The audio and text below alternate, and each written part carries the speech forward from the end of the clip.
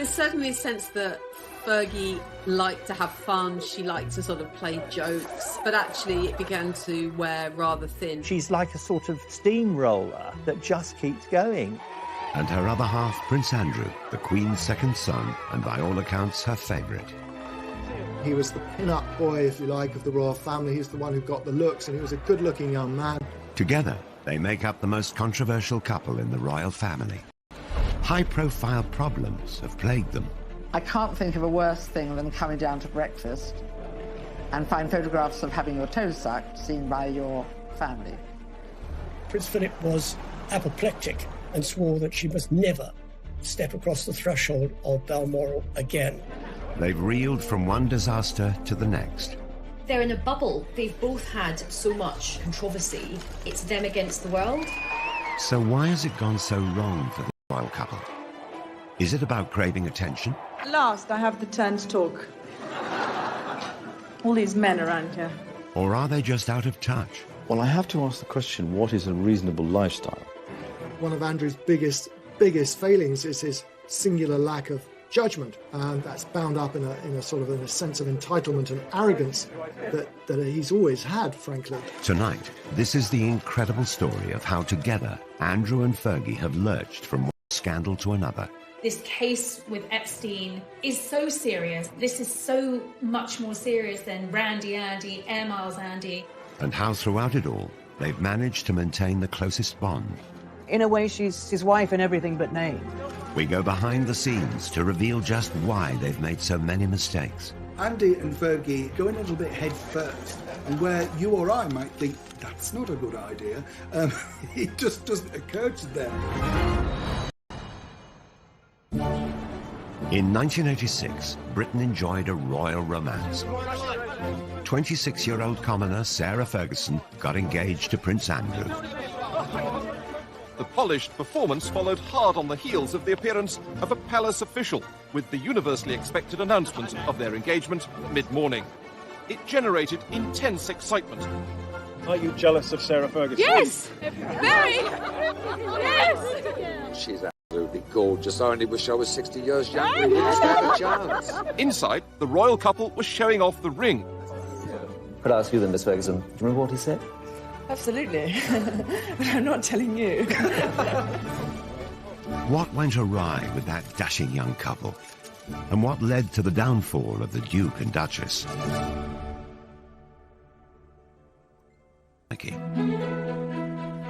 Her father, Major Ron, was polo manager, initially to the Duke of Edinburgh and later Charles. Sarah and Prince Andrew were friends as youngsters.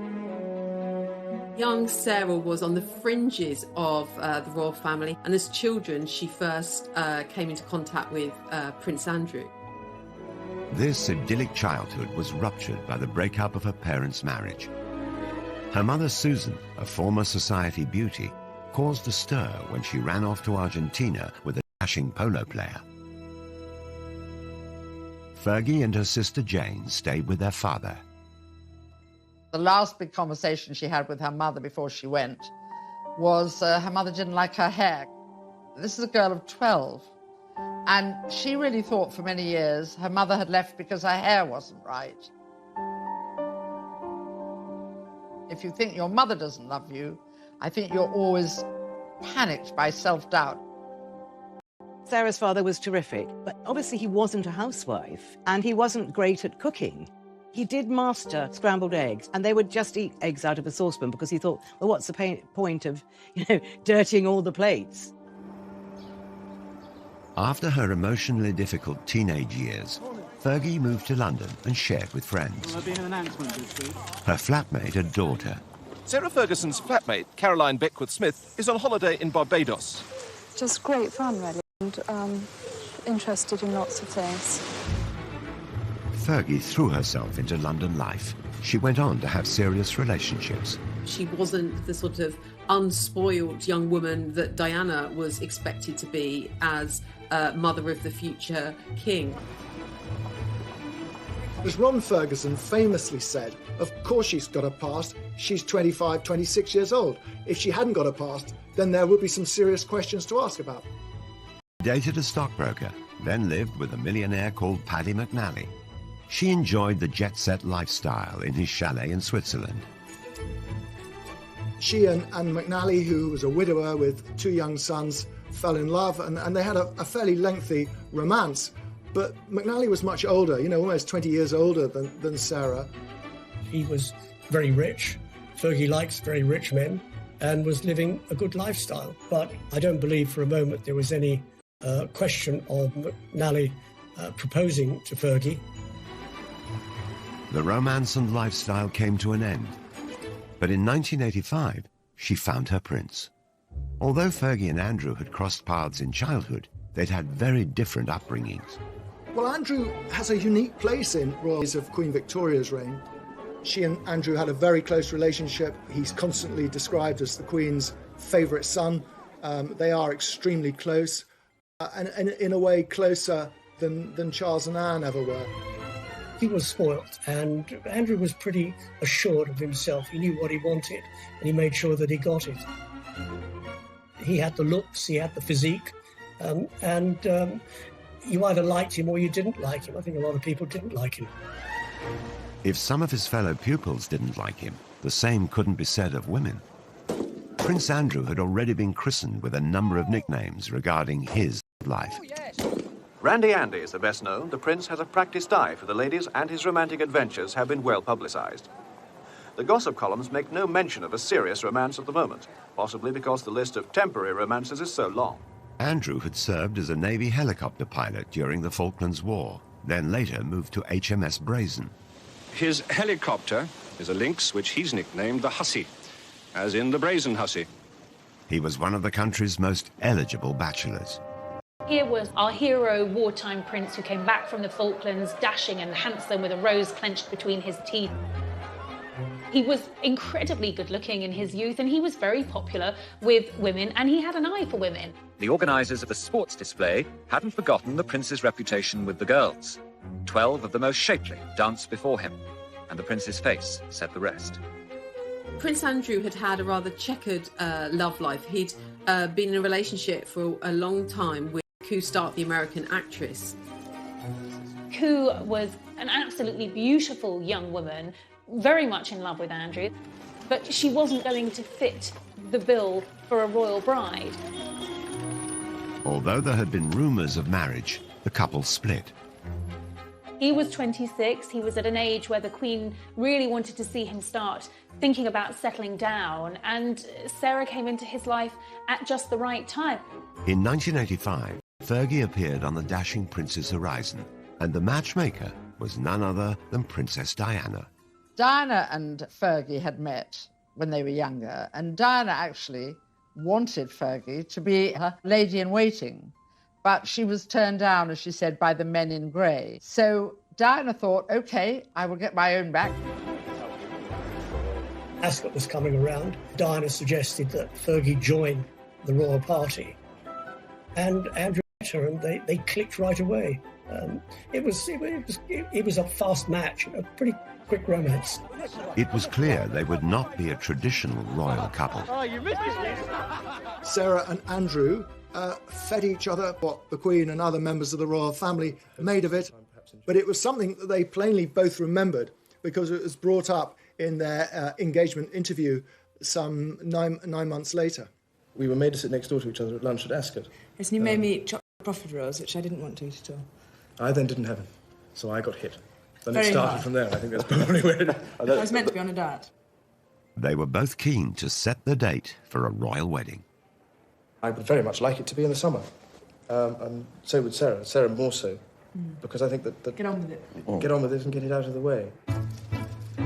She was often contrasted with Diana, and in those early days, Sarah came out of the contrast rather well, because Diana was seen as rather pale and wilting, you know, this delicate flower, whereas Fergie was robust like the wife of Bath. How do they look to you on TV? Oh, smashing.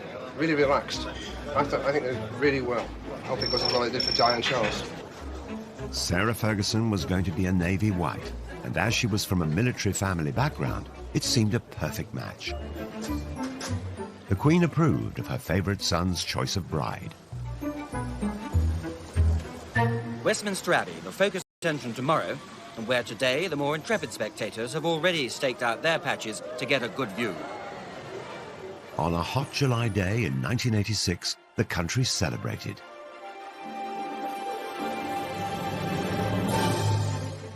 Fergie's 17-foot train had the initials A and S intertwined and sewn in silver beads. Everybody thought it was stunningly beautiful, and as she always said, I walked in as a commoner and I walked out as a duchess. A bit of a fairy tale, that, wasn't it? I mean, it's Cinderella, you know. At this precise moment, Sarah Ferguson became Duchess of York. They come out of signing the registry and a royal bride and groom curtsy to Her Majesty the Queen. A lot of brides have been quite sombre at that moment. Fergie's giving a big smile to the Queen, and the Queen, I think, is smiling right back. So there's that feeling this is going to be fun. Even on her big day, it was clear that the new bride was going to create waves. Sarah later revealed that she'd been asked not to kiss Andrew on the balcony at Buckingham Palace, and I think perhaps in a hint of her rebellious nature, Sarah's attitude was, well, here I am, hundreds of thousands of people in front of us here. I've got my prince, I'm going to kiss him. And she did. Others were not as impressed by the displays of exuberance. I was commentating at the time at the wedding, and when they went behind the altar screen to go and sign the registry, they were larking about a bit, and I said to my co-commentator, that's a marriage that's not going to last. Press and public adored the new, fun, unfussy couple, especially the all-action Duchess. I think that their brand and their image was really positive. Creating a positive impression enables you to kind of influence and effectively manage your reputation. The newest arrival typifies the greater freedom of the young royals, becoming the first royal duchess to get a pilot's license, complete with very un-Biggles-style hair grips.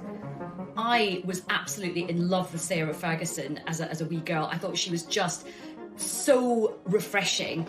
I think they had this amazing honeymoon period. They really were the golden couple, and she was really seen as a genuine breath of fresh air. The Yorks weren't just a hit at home. The following year, the couple embarked on a 25-day tour of Canada.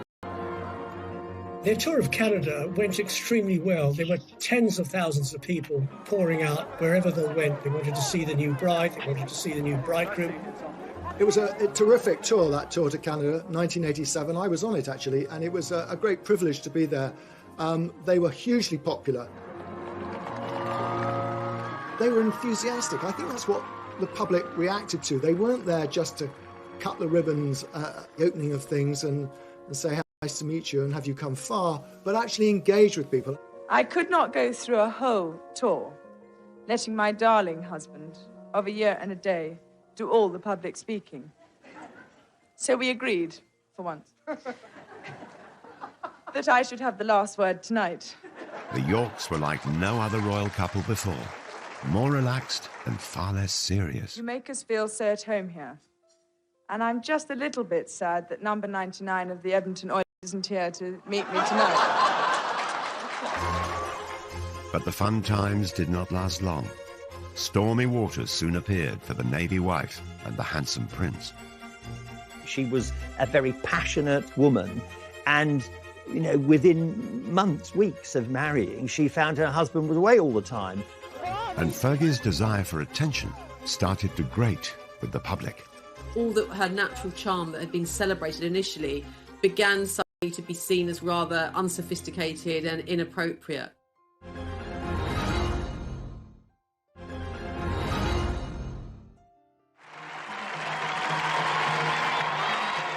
After marriage, Fergie embraced her new life with gusto. Her Royal Highness, the fair Duchess of York, leading forth her heroes on behalf of the International Year of Shelter for the Homeless. In 1987, she took part in the now infamous It's a Royal Knockout. His Royal Highness, the tantalisingly eligible Prince Edward. It was younger members of the royal family actually making fools of themselves, and it was bad television. It was bad for the royal family. A one-off charity event organised by Prince Edward, it was hosted on the lakeside lawn at Alton Towers. Fergie and Andrew had their own team. Basically, we're the best. We're the best blue bandits there are. And they were with, I remember, Pamela Stephenson, who was a big comedy actress at the time. And it was just crazy. They were rushing all over the place in these sort of medieval costumes, and Fergie was really over the top, sort of shouting and yelling. It was just very, very undignified. Okay, it's Meatloaf's coming in. That really was the beginning of the time, I think, when the public began to question Fergie and what she was getting out of royalty rather than what she was putting into it. Like many others of the time, she was mocked mercilessly on the satirical puppet show Spitting Image. Oh, do get a move on, Lurgy, you old slag. It's been well over an hour. I know, sausage, but I'm putting on my makeup. They very much heightened some of the tropes about her. So, you know, they made her hair very, very red, and they really accentuated her freckles. And they also, rather cruelly, made a big issue about her weight. Get your royal T-shirts here. 4 sizes, small, medium, large and Fergie. If you're Sarah Ferguson watching that, you are going to feel a sting of pain. Come on then, come on, lads. The Duchess was struggling to adjust to her new royal life. She was vulnerable, and it didn't help that there were cruel comparisons in the press to her elegant and beautiful sister-in-law, Diana. Sarah's always had a weight problem. It goes up and down with monotonous regularity, and the media always drawing comparisons between Fergie and Diana. Diana looking very sort of slim, beautiful. Fergie not looking so slim, not looking so beautiful. Very difficult and very unfair. As the media coverage turned negative, Fergie found herself getting flack from all sides. She came in for some criticism for liking the product too much. This barrel's for me. Come on, baby. The honeymoon was over. Royal Yacht Britannia, Royal Yacht Britannia. We wish to welcome you to the port of Long Beach, Los Angeles, on behalf of the entire group here. In 1988, the couple visited California. Hollywood loved them. Your Royal Highness. But the UK press didn't. The previous Canadian tour had been a triumph, but this trip was branded tacky and excessive. They felt she was trying just a bit too hard. The USA tour was really still the same Sarah and still the same Andrew, but there was a slightly brash thing. I mean, I remember she was wearing an outfit one day and she said, check the back of the hair. On the tour of America, she was too loud. She was perceived as being not what a royal should be. And I think the damage done on that tour to her reputation dogged her ever since. A few cakes and I don't see eye to eye. Really? I'm savoury. And sausages. Oh, sausages? Yeah, Is that what you like? The Duke and Duchess were 20 minutes late because when they left the yacht, the Duchess's hat blew off. And on this day, the hat was particularly important. Again, Fergie's confidence and lack of inhibition of protocol made headlines. At last, I have the turn to talk. She confidently dealt with a heckler. All these men around here. There was one occasion at a dinner, there was one particular senator, and he'd probably had one too many drinks, and he kept on calling out, "We love you, Fergie, we love you, Fergie." Love you! And she just sort of retorted, I'll see you later. The British media thought it was the wrong thing to do, it was the wrong sort of reaction. I think she handled it particularly well. What is it? If Sarah Ferguson's quip didn't win over the stuffy press, then her over-familiarity with them didn't help her cause either. At a swish reception, she divulged intimate details about her clothes. For that tour, she was head to toe in French couture, and joked to the press there that she was wearing Marks and Spencer's knickers. This is not what you're expecting the Duchess of York to say. And remember, the previous Duchess of York had been the Queen Mother. So you're talking about a changing view of the royal family. You're talking about the country changing. They want them to be up on a pedestal, but then when they say something like that, they think, oh, you've slipped down from the pedestal. Back home, the continuing attention-seeking gaffes didn't go down well, and the press began to worry Fergie was somehow leading Diana astray. There's certainly That Fergie liked to have fun, she liked to sort of play jokes, but actually it began to wear rather thin, and she was seen increasingly as a bad, unsophisticated influence on Diana and Prince Andrew, and something of a loose cannon. The Royal Duchess and Princess Diana were caught larking around at the races. There was an iconic picture of them at Ascot behind. It was a great shot. But I think, obviously, that was another opportunity to say, you know, she was a bad influence on Diana, which it actually really wasn't true. Never learn, do you? Fergie had a love of foreign holidays, particularly skiing. She's renowned as the finest skier in the royal family, and today only the best amongst her party could keep close to her. Can't get any closer, we'll fall over. Hang on a minute, we're just doing this. In Switzerland, the two royal couples posed for the press. Again, it looked like the Duchess was a poor influence on Diana. They were on a slope of a mountain, and I think and it was snowing, and Diana was slipping a bit, and then Diana and Fergie slipped into each other, sort of on purpose. They were really larking about, and they were just wonderful pictures. Did you get that? And then Charles got annoyed because he thought it was undignified. That came back to haunt Fergie, those photographs. It wasn't all bad press. So have you managed to name your baby yet? No names. Was it quite an ordeal yesterday? It was a long time, wasn't it? It was a long time, but she came through it very, very well. You looked very worried earlier in the day, sir. Ah, that's because I was on my way to the dentist. So, 2 years after their marriage, the Yorks celebrated the birth of their daughter, Beatrice. Eugenie followed 2 years later. God save the Queen! Our wishes to both the baby, to the father and the mother. But the happy family didn't last long. Prince Andrew was away at sea for many weeks of the year. His posting follows 3 months of specialised training, and the Duke will now lead a flight team aboard the frigate for around 18 months. In the early years of their marriage, Andrew was serving as a naval officer, which meant that he was frequently sent away. And for Sarah, that meant being at home at the palace on her own for long periods of time. And in fact, she later recalled that she got to see her husband 40 days a year. The rest of the time, he was absent. It's terrible. I mean, you're going away and leaving what you love behind. It's a fantastic job for a single man. It's getting less and less so for a married man. The new mother was lonely and lacking support. In 1992, private photos surfaced. A cleaner found a set of holiday snaps showing the Duchess and her 2 children with a Texan, Steve Wyatt. Wyatt was handsome and attentive. The pictures had been taken some 2 years previously. There's a picture of Steve Wyatt, and then there's Beatrice, who's just got bathers on, and they're obviously somewhere hot, and suddenly people think, who is this man? And so then the stories start. Eve Pollard, a tabloid editor at the time, was contacted by a mutual friend of the Duchess.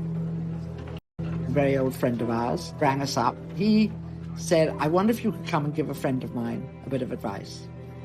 So we turned up in his lovely studio in Mayfair, and there she was. We tried to say, you know, you've just got to be careful about any photographs. If you go out with anybody while your husband's away, it should be a crowd. And she was, at that time, I have to say, very, very unhappy about the fact that she was alone. Gossip of affairs circulated in society circles for months. He was also getting a lot of flack from the royal household for behaving, as they saw it, inappropriately. So everything was mounting up against her, and I don't think Andrew was there to really back her up. And then along comes Steve Wyatt. It was the beginning of the end for Fergie and Andrew. The announcement that the Duchess of York had initiated discussions about a separation from her husband came as she arrived to pick up their daughter from school. In March 1992, the couple split. Fergie was soon spotted with another American, John Bryan, a friend of Wyatt's and her financial advisor. Soon, rumours of scandalous pictures of them together surfaced, and the photos were being touted around Fleet Street. The night before publication, I To see Brian, I sort of laid down these pictures, and there was a great intake of breath. Oh God. And he immediately went off into the bathroom, shut the door, and even though the door was locked, I could hear he was calling Sarah in Scotland and telling her that it was worse, far worse than he thought. He obviously was a little bit more than a financial advisor, as we saw from those photographs taken in the south of France with him sucking her toes. Whether he was looking at her toes as a new form of abacus or calculator remains to be seen. But it was the sort of nail in the coffin when it came to Fergie and Andrew's marriage. It was a sellout scoop for the Daily Mirror. 300,000 extra copies were printed, and as the public snapped them up, the newspaper was unrepentant. Unfortunately for Sarah Ferguson, she was staying with her in-laws at Balmoral. The papers were all laid out for breakfast. Sarah took one look around the dining room and thought, "No, but for the grace of God, go the lot of you. I'm going." So she went back upstairs, and obviously she had to see the Queen. And the Queen, remember, these two are fairly close, and the Queen was furious with her, just furious. She fled the castle and the press. No longer the luxury or privilege of an aircraft of the Queen's flight, for the Duchess just an ordinary scheduled flight to Heathrow. It spelled the end of Fergie's life as a royal, and that was absolutely devastating for her. It was never how she had expected things to turn out. The most important thing for me at the moment is to keep a low profile, work hard, and make sure that I continue to find cures and to help people as much as possible. With no wealthy husband, how was she going to live? The debt soon racked up. I wouldn't say she'd go anywhere for a hot meal, but she was prepared to put her name to all sorts of things which royals hadn't done. She needed money fast. I tend to attract a bit of attention. Her solution for bringing in the cash Cheers. was a flashy one.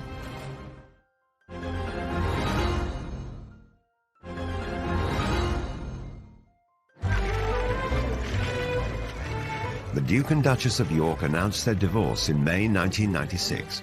By August that year, Sarah Ferguson was no longer able to use the title Her Royal Highness.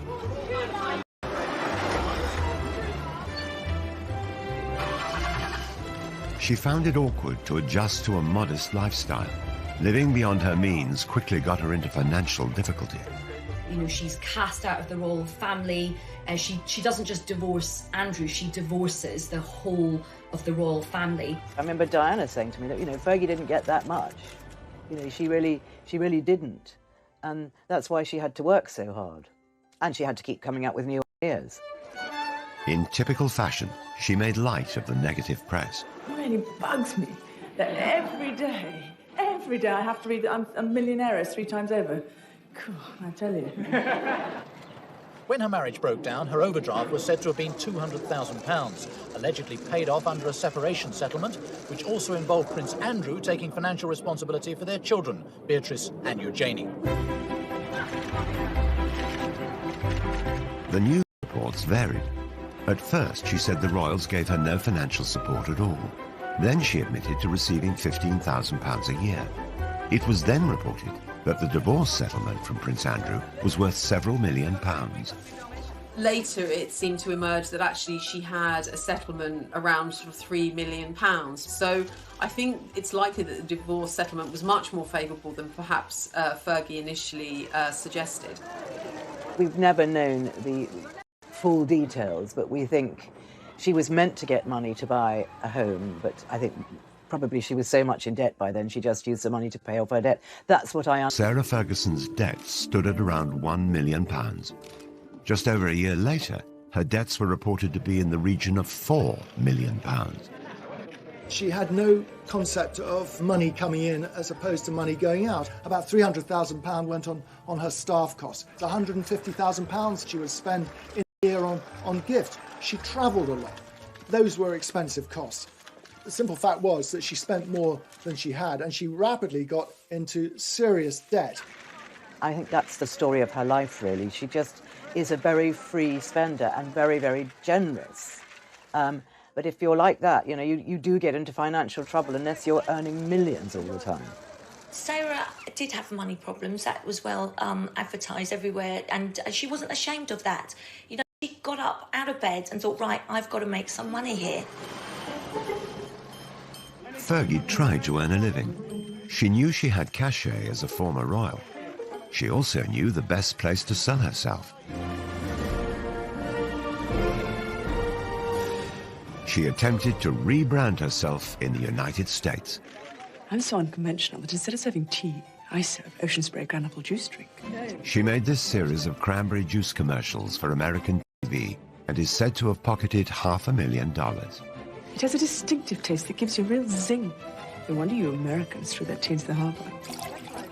The Americans, God bless them, they love people with titles. If you're a lord, well, yeah, you're pretty good. But if you're a duchess, wow, you sort of hit the jackpot. She'd been married to the son of the Queen and was prepared to endorse brands. So for PR companies in the States, their Christmases had come early.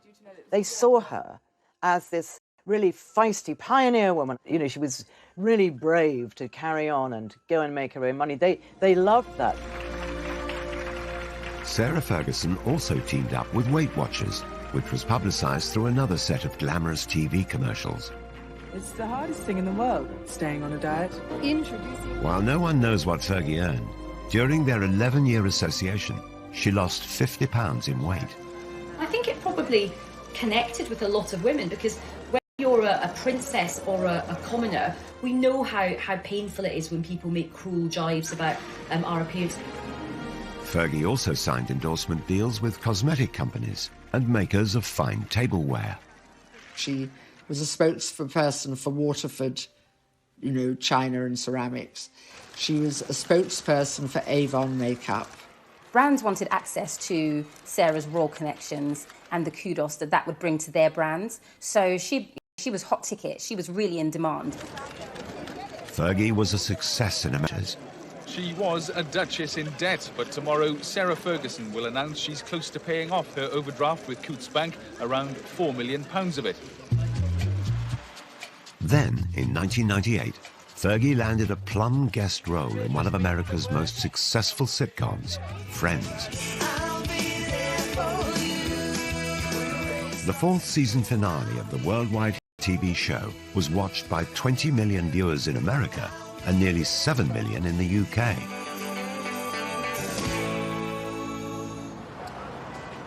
Filming brought the Friends cast to London for a major wedding storyline. The character Joey photographed Chandler outside Westminster Abbey.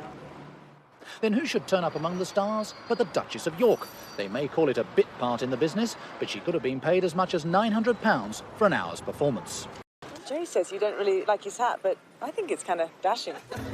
The fact that Sarah famously appeared as herself on an episode of US TV sitcom Friends, I think was a key positive moment for her. Appearing on the episode of Friends for some people would be the ultimate kind of cult appearance, and I'm sure her daughters thought it was amazing. Fergie, baby! But, this was not becoming of a former royal princess to appear on, an American sitcom. Of course, really, if she'd had any kind of royal status, she certainly wouldn't have been allowed to have performed in Friends. I think actually out of all the TV projects that she did, the British public warmed to her for doing this one. This wasn't hugely embarrassing. Even so, Fergie had profited from her royal status. The royals put their names to organisations and charities. Sarah was using it to make money, which upset the royals terribly. Making money from her royal status was one thing, but Fergie went a step further and cashed in on the story of her royal private life. The fact that she went out into the commercial world, as long as she wasn't besmirching the royal family, wasn't trading on secrets and telling stories out of school, that they had to live with it. But as soon as you start sort of saying things that patently aren't true, then that is upsetting. Sarah Ferguson published her autobiography, My Story, in 1996. She told the world that she'd been made to feel unwelcome in Buckingham Palace and revealed secrets about the breakdown of her marriage to Prince Andrew. The Queen is said to have been particularly displeased, as is Princess Margaret and Prince Philip. So the real big guns in the royal family are really, really upset by all of this. A new book meant a promotional tour, and Fergie was back off to America. You're sitting in the palace and you felt a sense of hatred for yourself. That doesn't compute in our Princess Cinderella Duchess mind. You understand? Okay, so that is the fairy tale. It is the fairy tale. But then comes the realism that you actually you didn't marry to get the fairy tale. You married a man. You fell in love and you married the man, and then you've got to come to terms with the fairy tale. Now, there was a certain amount of sympathy for her in the United States. Poor Fergie, whinging about how she was badly treated at Buckingham Palace, which is a bit rich, but Buckingham Palace weren't going to react to that. So when you moved into the palace, were you surprised? I mean, the way you described your little, as you describe it in the book, I'm thinking it's a little dark room down the hall at Buckingham Palace. Yes, it's on the second floor. It's all burgundy and very dark. And the light bulbs are only 30 amps, so they don't put any light. Not only was she cashing in on her own royal status, she was lifting the lid on being inside the royal family, letting the public in, and that's a big no-no. Despite selling her royal secrets, Fergie remained on good terms with Prince Andrew. His active service in the Navy was coming to an end, and a new, controversial chapter in his life was about to start. Since 1997, he's worked in London for the Navy's diplomacy unit. Now that he's on Civvy Street, Andrew is going to be a roving ambassador promoting British trade overseas. Fergie's ongoing quest to make money played out in the media. But there were more PR disasters on the horizon, and this time, a scandal of epic proportions. She'd done something very, very stupid. I think she really had to lay her soul bare in order to sort of exonerate herself from what she'd done.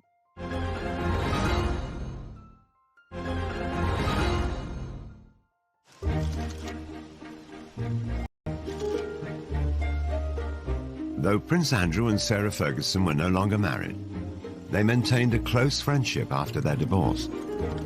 They always stayed friends, which is, I know people don't get it and say, how is this? This is very unusual, and it is rare, but it's a very special relationship, and they get on extraordinarily well.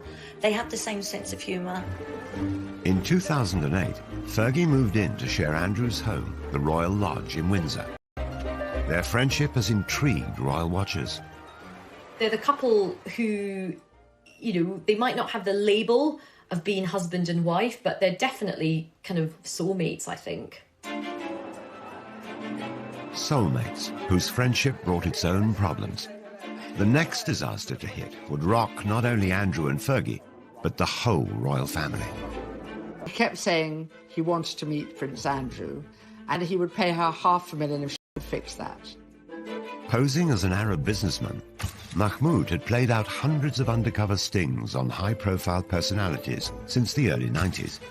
Victims were cajoled into making embarrassing confessions or trading illegal substances. The fake sheikh operations were often criticized as entrapment. He would do these meetings at the Savoy, the Dorchester, all these glitzy places, and, you know, so many celebrities and other royals got stung by him. Fergie was likely targeted because of her well-publicized money problems and her friendship with her ex-husband. By 2010, Prince Andrew had retired from his successful naval career and had a new role as a special trade envoy for Britain. Okay, of course. So you need 500,000 in... Yeah, but that's in wire transfer. That has to be wire transfer, I mean, obviously. The News of the World set up a sting to secretly record Fergie. Despite the grainy and low-quality footage, she can be heard offering access to Prince Andrew. It's £500,000 when you can, to me. Open doors. Big Prince Andrew? Yeah. Is that a deal? Yeah. What she was proposing and what she was saying she could do, and using Prince Andrew basically to shake down some money from a man who she thought was a very rich foreign investor, but in fact was an undercover journalist. It's one thing to be, you know, trading off the fact or the fact that you had once been a member of the royal family, but what is not really appropriate is the fact that you're no longer a member of the royal family, that your ex-husband has a sort of governmental ambassadorial role, and you're offering access for huge amounts of cash. Prince Andrew knew absolutely nothing about what was going on. This is something that Fergie had arranged all by herself and was going presented as a fait accompli. But, you don't sell a member of the royal family for cash. But the fake sheikh had caught far worse on camera. After agreeing she would be paid a £500,000 fee by wire transfer, Fergie was seen accepting a cash deposit of just under £30,000. She left the ill-fated rendezvous with the suitcase containing the cash. She'll give it back, but her reputation is in tatters. When you looked at it, she was obviously distressed, she was smoking, she was drinking, and he was there with this sort of suitcase of money. I think out of all of the embarrassing deals, this was the most serious. Andrew had no option but to completely distance himself from this. It was very embarrassing for the royal family. In 2016, the fake sheikh was himself exposed as a law for evidence. Did you lie to get a front-page headline? What do you say to that, Mr. Mahmood? What's your reaction? Mahmoud was convicted and sentenced to 15 months in prison. But his sting on Fergie had done its damage. She apologised to the Queen, she apologised to Prince Andrew, and she's got this extraordinary ability to bounce back. And she did bounce back. Prince Andrew, stood by her, and it was Andrew who sort of came to the rescue and set up a programme whereby Fergie could repay some of the debts, and that's how Fergie got through that episode. Fergie made a public apology. Fergie had to try and defend herself, and in typical Fergie fashion, she went onto the networks to do it. She went onto the Oprah Winfrey Show and reflected with Oprah on what had happened. They watched a playback of the entire fake sheikh video before Fergie made dramatic revelations about her state of mind. Because I was in the gutter at that moment. So I know exactly, I'm very aware of the fact that I'd been drinking, that I was not in my right place. People love Oprah, and I believe that by speaking to Oprah, Sarah felt that it could have a positive impact on her. She really had to lay her soul bare in order to sort of exonerate herself from what she'd done. And it was extraordinary that she did it. It was a very, very brave thing to do. But then she'd done something very, very stupid. It was kind of like the ultimate collision of a royal and reality television. So, of course, people loved it in America. You have to respect her for that, because that really takes guts to be able to do that. I think I'm authentically myself sitting here right now, and I'm going to give it a good shot. Somehow or other, she managed to turn the tables. I don't think she meant it to be, but it turned out to be an absolute masterstroke. In the years following the fake sheikh scandal, Sarah Ferguson claimed she'd lost around £40 million worth of earnings from cancelled celebrity engagements because her reputation was so damaged. She started legal proceedings against the owners of the News of the World, but it's reported that after 3 years, she abandoned her case in 2019. It's unfortunate that she was caught in a sting, but not the first one to be caught in a sting, and certainly probably won't be the last one. She realised very quickly that she was up against some serious legal opposition, and that if it went against her, the costs could have run higher and higher. So sensibly, she dropped the case. Ferguson was still close to Prince Andrew, each still supportive of the other. They were so close that some royal watchers believe a reunion could be on the cards. I think Sarah and Andrew are together as a couple. I just don't think they could be apart from each other. And I do see them getting married again. I really do.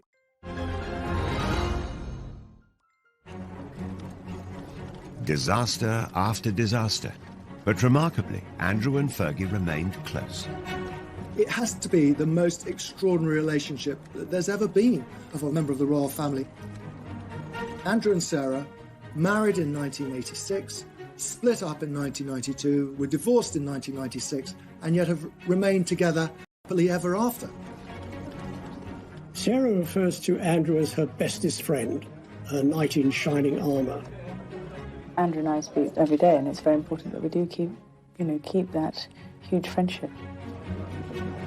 They may have divorced 24 years ago, but the pair still live together. They have their holidays together. They have a home they bought together in Switzerland, a skiing lodge. And in fact, they now spend most of their time together. It is interesting that neither of them have really found anyone else since their divorce. And I think even though they're not formally married, I think they kind of are together, like in an emotional sense. Their intertwined lives have raised many questions about their relationship. There are constant rumours and endless speculation about the possibility of them one day remarrying. And I think largely fuelled by the pair of them speaking so openly and fondly about each other.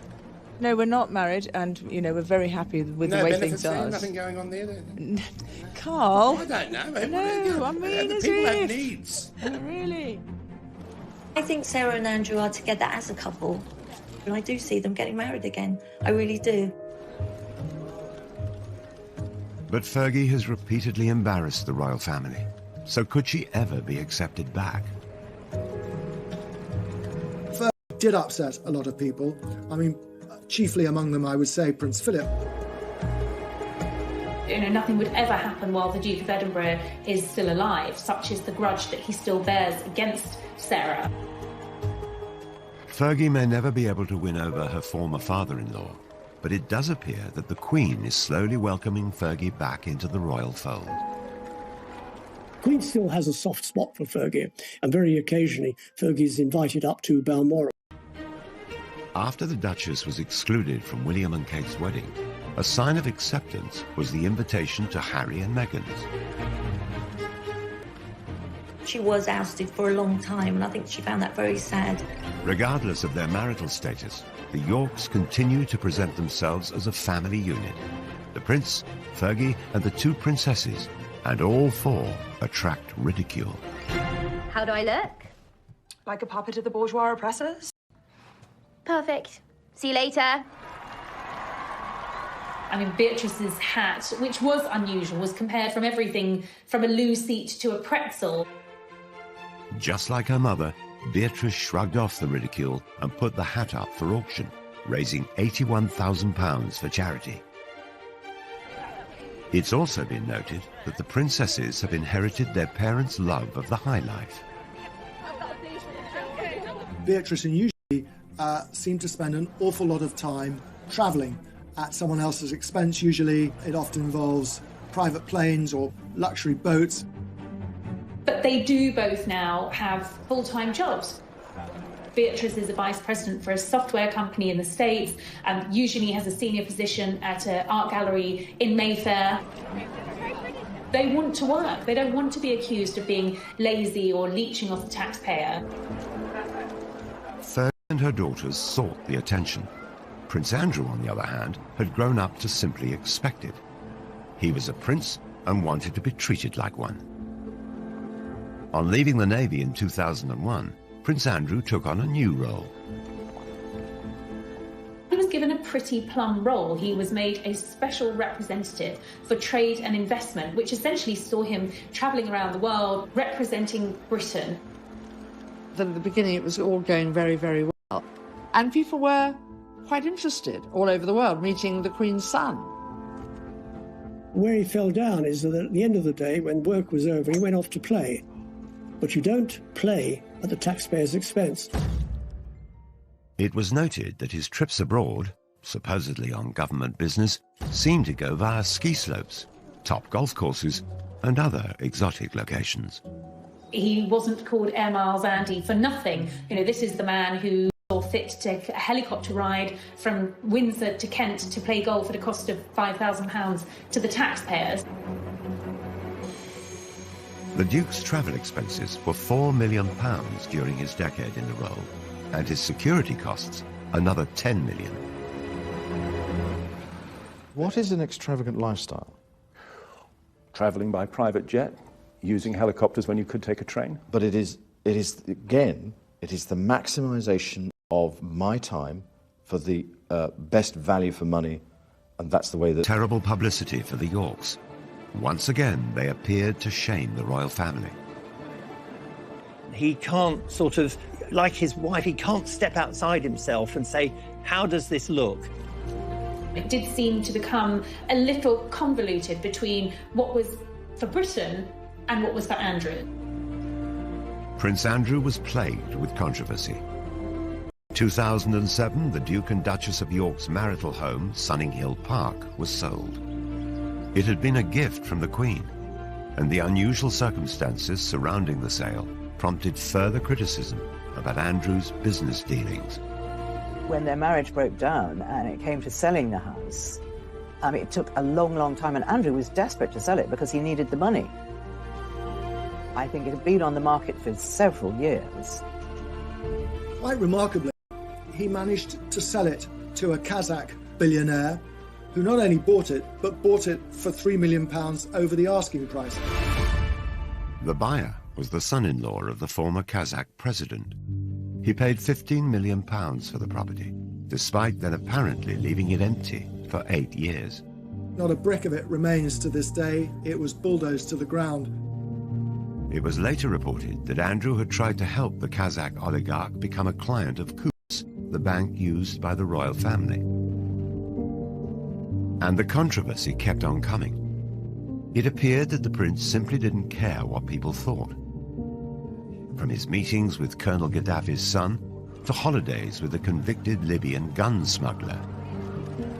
He seems to delight in these relationships, and it's said it's because he's very much drawn to power and wealth. But one of Andrew's friendships would prove more damaging than them all.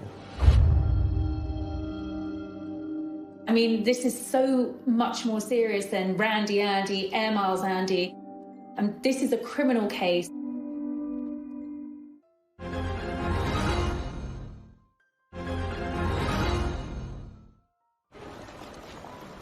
For over a decade, Prince Andrew has been engulfed in the biggest controversy of his royal life, a life that's been beset with scandals. He met Jeffrey Epstein around about 1999 through Ghislaine Maxwell, whom he'd known for years. Ghislaine was a girlfriend of Jeffrey Epstein. Epstein was very, very anxious to have somebody like Andrew as his friend because, he's got a real-life prince. And it gave him so much kudos. I think around about 2000, he went to St. James's in the British Virgin Islands on Epstein's private jet and had made several trips. She's been reading stories for children online during the coronavirus lockdown. Let's get a bit of magic going here, shall we? She's being really personable. For Andrew, his future might rest more on his ex-wife than he could ever have imagined. Only recently there was a picture on social media of himself and Fergie packing together lunches to deliver to local nurses and stuff. So he's trying to do some good. But again, whatever you put up in this situation is ridiculed. Will it ever be possible for Fergie and Andrew to shake off the mistakes of their past? The scandal from Prince Andrew and Jeffrey Epstein is so toxic, and I do feel that is going to kind of tarnish her. The fact that she's still so close to Prince Andrew, I think that is going to have quite a limiting effect on big future sort of commercial projects. The story of Andrew and Fergie is a sequence of disasters. She sought out attention and indulgence she just couldn't afford. He mistook deference for friendship, his judgment clouded by his status. Throughout, there has been one constant. The Duke and Duchess of Disaster have stayed side by side. The next chapter of their lives are going to be very, very different to what's gone before. I think they're going to have to maybe try and enjoy the simpler things in life, and to be honest, they may not have a huge amount of choice. It wouldn't surprise me at all if we get an announcement that they're getting married again.